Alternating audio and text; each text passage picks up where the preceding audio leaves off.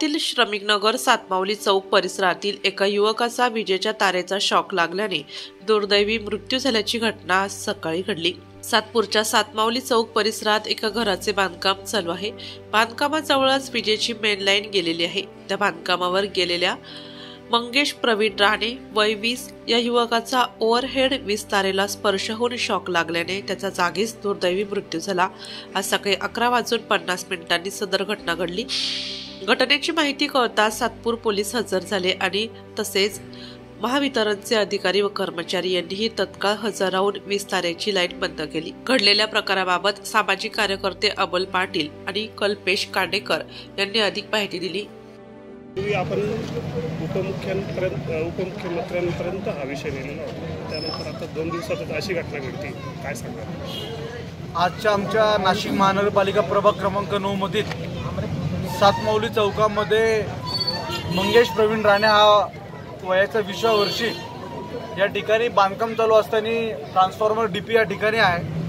त्या एलटीक्यू लाईनला त्याचा हात लागून किंवा स्पर्श आल्यानंतर त्याची जागेच त्या ठिकाणी मृत्यू झालेला आहे। त्याला आता सायनाथ हॉस्पिटल या ठिकाणी शिफ्ट केलं आहे, तर सिव्हिल हॉस्पिटल त्या ठिकाणी नेत आहे। नुकतेच 2 दिवसापूर्वी नाशिक महानगरपालिकेचे माजी सभागृह नेते दिनकर अण्णा पाटील यांच्या नेतृत्वाखाली आम्ही त्या ठिकाणी गणेश रिचवाल आणि या भागाचे ज्युनियर इंजिनियर विशाल मोरे यांना इंटिमेट केले होते। राज्याचे उपमुख्यमंत्री तथा ऊर्जा मंत्री नामदार देवेंद्र फडणवीस साहेब यांना टेक्स्ट मेसेजद्वारे कळविले होते की गेल्या 2 महिन्यापासून ध्रुवनगर, शमीनगर, छत्रपती शिवाजीनगर या भागामध्ये वीज पुरवठा खंडित होत आहे आणि ज्या काही मूलभूत सुविधा असतील त्या या ठिकाणी एमएससीबी डिपार्टमेंटच्या माध्यमातून कुठे नागरिकांना त्याचा दिलासा मिळत नाही, त्याचा उपभोग घेता येत नाही।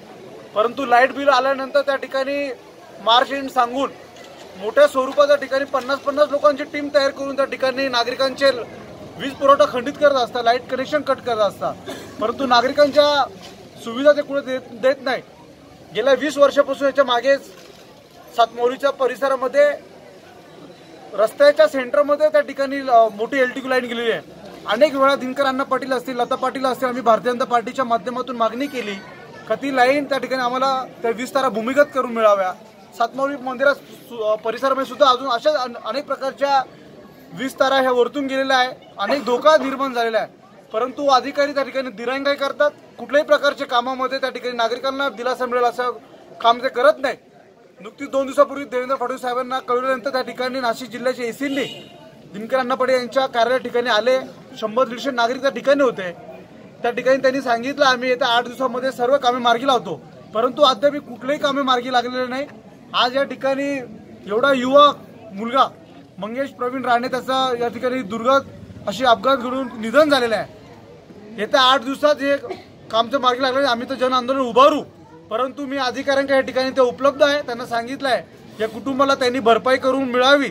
मागे एक एकदम लहान अमृत पाटील म्हणून त्या ठिकाणी मुलगा होता, त्याला सुद्धा त्या ठिकाणी आम्ही असं जन आंदोलन उभारलं होतं आणि एमएससीबी डिपार्टमेंट त्याची त्या कुटुंबाला दिलासा दिला, आर्थिक सुद्धा मदत केली।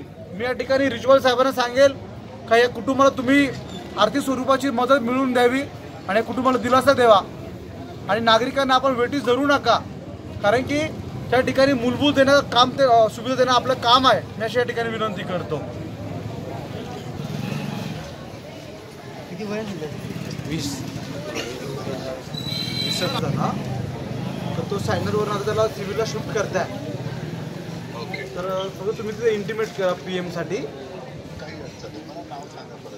मंगेश प्रवीण राणे सर।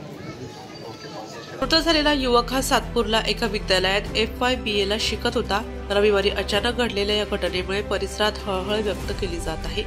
नाशिक लोकशाही न्यूज साठी रमेश खरात।